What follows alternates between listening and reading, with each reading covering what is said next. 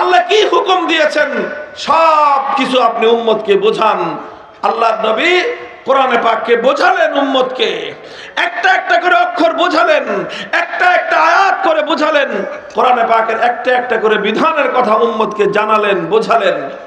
এটা হলো কোরআনে পাককে কেন্দ্র করে আল্লাহর নবীর দ্বিতীয় দফা কর্মসূচি।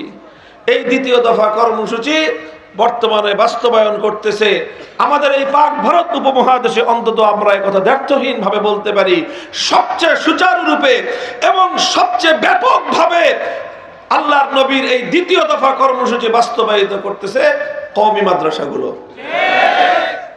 10 বছরের সিলেবাস, 12 বছরের সিলেবাস, অর্থ উদ্দেশ্য একটাই, সেটা হলো উম্মতকে আল্লাহর কোরআনের ব্যাখ্যা বোঝানো, কোরআনকে বুঝানো। কোরআন তেলাওয়াত শেখার জন্য 5 বছর, কোরআন বোঝানোর জন্য 10 বছর। কয় বছর গেল?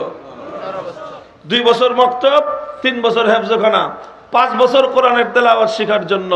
5 বছরে কোরআন তেলাওয়াত শিখলো, এরপরে কওমি মাদ্রাসার একেবারে প্রথম শ্রেণী থেকে দাওরায়ে হাদিস পর্যন্ত 10 বছরের সিলেবাস কোরআন বোঝানোর জন্য।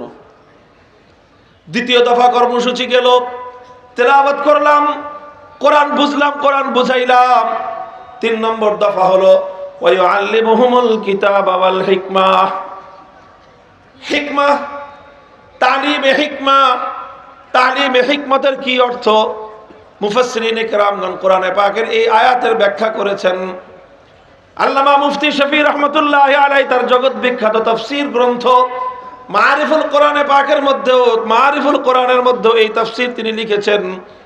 তালিমে হিকমতের অর্থ হলো এই, লক্ষ্য করে বুঝেন ওলামা তলাবারা, খেয়াল করে বুঝো। তালিমে হিকমতের অর্থ হলো যেই আয়াত তুমি তেলাওয়াত করলা, ইয়াতলু আলাইহিম হলো ওই আয়াতের তুমি ব্যাখ্যা বুঝাইলা। ইউআল্লিমুহুমুল কিতাব, তালিমে কিতাব হইলো শুধুমাত্র তেলাওয়াত করে আর অর্থ বুঝায় দিয়েই আল্লাহর নবীর জিম্মাদারি খতম হয় নাই, বরং 3 নম্বর জিম্মাদারি হলো যেই আয়াত তেলাওয়াত করলা, যেই আয়াতের অর্থ তুমি ব্যাখ্যা করে বুঝাইলা, ব্যাখ্যা করে বুঝাইয়ে দায়িত্ব শেষ নয়।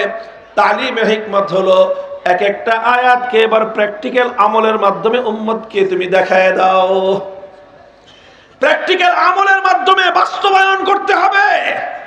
কোরআনের আয়াত শুধুমাত্র তেলাওয়াতের জন্য নাজিল হয় নাই, কোরআনের আয়াত শুধু তাফসীর করার জন্য নাজিল হয় নাই। তেলাওয়াত করতে হবে, তাফসীর করতে হবে, এরপরে আল্লাহর কোরআনের প্রতিটি আয়াত, প্রতিটি বিধান আল্লাহর জমিনে বাস্তবায়ন করতে হবে।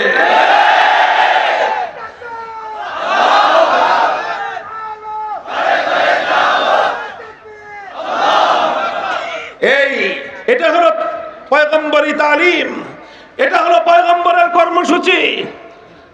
তালিমে হিকমত, আল্লাহর কোরআন শুধু ব্যাখ্যা করে বুঝায় দেওয়ার জিনিস না, অবশ্যই ব্যাখ্যা করতে হবে। শুধু তেলাওয়াত করে শেষ করে দেওয়ার জিনিস না, অবশ্যই তেলাওয়াত করতে হবে। তবে আরো দায়িত্ব আছে। তেলাওয়াত করলাম, দায়িত্ব একটা শেষ হলো, তাফসীর করলাম, দায়িত্ব 2টো শেষ হলো, এরপরে আরো 2 দায়িত্ব রয়ে গেছে। আরো 2 কাজ, বলেন আরো 2 কাজ। ওই 2 কাজ না করা পর্যন্ত পূর্ণাঙ্গ হবে না কর্মসূচি, কাজ পূর্ণ হবে না, অর্ধেক থেকে যাবে। তাফসীর করলেন, উম্মতকে কোরআন বুঝাইলেন, বুঝাইতে বুঝাইতে বুঝাইতে বুঝাইতে 30 পারা কোরআন বুঝায় সারলেন, এখনো কাজ হয়েছে মাত্র অর্ধেক। 3 নম্বর কাজ হাতে নিয়ে নামতে হবে। 3 নম্বর কাজ হলো কোরআনে যা বলেছে তার প্রত্যেকটা বিষয় শুধু কথায় নয়, কাজে পরিণত করতে হবে। প্রত্যেকটা বিধান আল্লাহর জমিনে বাস্তবায়ন করতে হবে।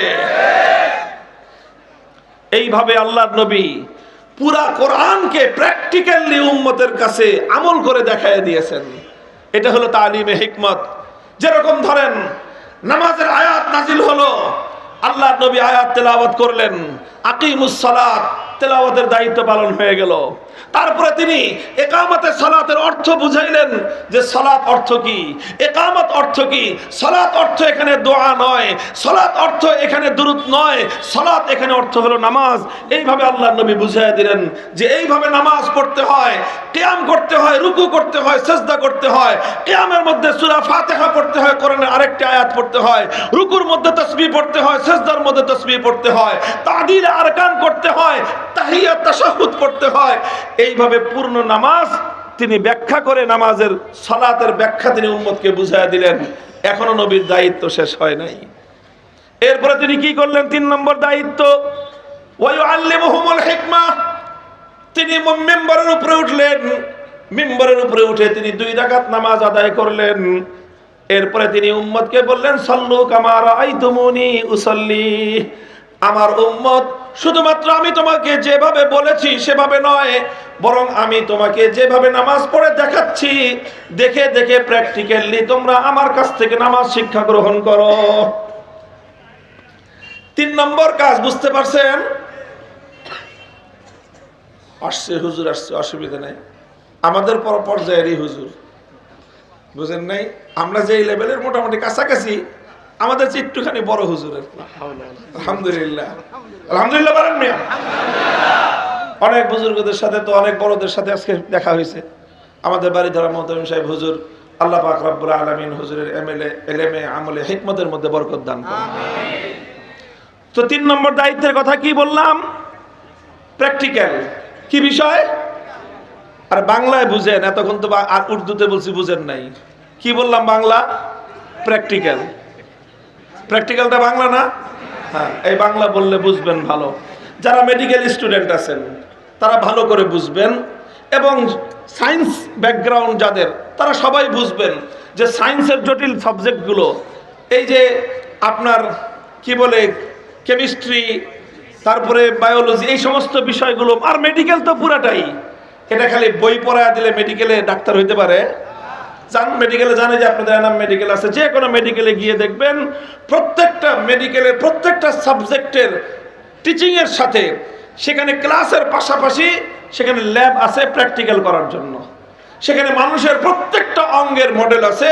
প্রত্যেকটা ছাত্রকে একজন শিক্ষক দেখায় দেন যে এই অঙ্গটার এই অবস্থা, এই অঙ্গের মধ্যে এখান থেকে নার্ভ আছে, এখান দিয়ে এটার সংযোগ আছে, এখান দিয়ে নারী ঢুকছে, ওখান দিয়ে নারী বের হয়েছে, এটাকে কাটলে অপারেশন করলে এখান দিয়ে কাটতে হয়, এখান দিয়ে কাটা যায় না। এই সব বিষয়গুলো হাতে কলমে শিক্ষা দেয়। প্রথমে বইয়ের রিডিং পড়ে। প্রথমে কি করে? বইয়ের রিডিং পড়ে, তারপরে বইয়ের মর্ম বুঝায় টিচার, মর্ম বুঝানোর পরে এরপরে ল্যাবে নিয়ে প্র্যাকটিক্যাল দেখায়, এরপরে ডাক্তাররা কিছু শিখতে পারে। কথা পরিষ্কার? কথা পরিষ্কার? তাহলে নামাজ, আল্লাহ পাক, আল্লাহর রাসূল, আল্লাহ পাকের কোরআন আয়াত নাজিল হলো, আকিমুস সালাত, নামাজ কায়েম করো। নবীজি তেলাওয়াত করলেন, সালাতের অর্থ বুঝালেন, এরপরে নিজে সালাত প্র্যাকটিক্যাল আদায় করে দেখায় দিলেন যে এইভাবে সালাত আদায় করতে হয়। এটা 3 নম্বর কর্মসূচি হলো, তালিমে হিকমত হলো। কথা পরিষ্কার? আচ্ছা, নামাজের কথা তো বলা সহজ, আরেকটা আয়াত বলি। কোরআনে আয়াত নাযিল হলো, আস-সারিকু ওয়াস-সারিকাতু ফাকতাউ আইদিয়াহুমা জাযাআম বিমা কাসাবা নাকালাম মিনাল্লাহ ওয়াল্লাহু আজিজুন হাকীম। চোর যদি চুরি করে, নারী হোক বা পুরুষ হোক, সংরক্ষিত কোনো একটা এলাকা থেকে যদি একটা নির্দিষ্ট মূল্যমানের সম্পদ যদি চুরি করে, আল্লাহর কোরআনের বিধান হলো, যদি আদালতের সামনে সেই চোর নারী বা পুরুষের চুরির অপরাধ যদি সাক্ষ্য প্রমাণের দ্বারা প্রমাণিত হয়, তাহলে তার হাত কেটে দাও। কার কথা? এই আয়াত শুধু আল্লাহর নবী তেলাওয়াত করে ক্ষান্ত ছিলেন নাকি আল্লাহর নবীর অর্থ বুঝাইছেন?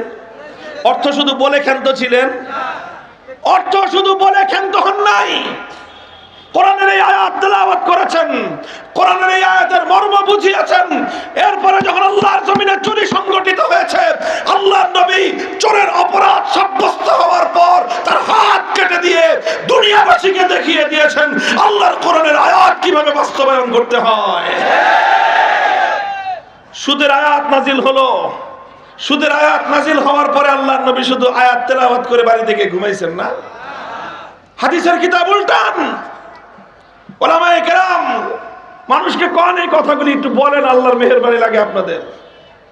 এই কথাগুলো মানুষকে বলেন, উম্মতের কি জিম্মাদারি আর আলেমদের কি জিম্মাদারি বলেন। শুধু নায়েবে নবী হিসেবে, নবীর উত্তরাধিকারী হিসেবে সম্মানের আসনটাই আমাদের নয়, দায়িত্বের বোঝাটাও আমাদেরই কাঁধে আছে। কথা বলেন ঠিক না বেঠিক? নবীর উত্তরাধিকারী মানে কি শুধু সম্মানের আসন, না দায়িত্বের বোঝাও? দায়িত্বের বোঝা যদি বহন করতে না পারি, সম্মানের আসনে বসবার কোনো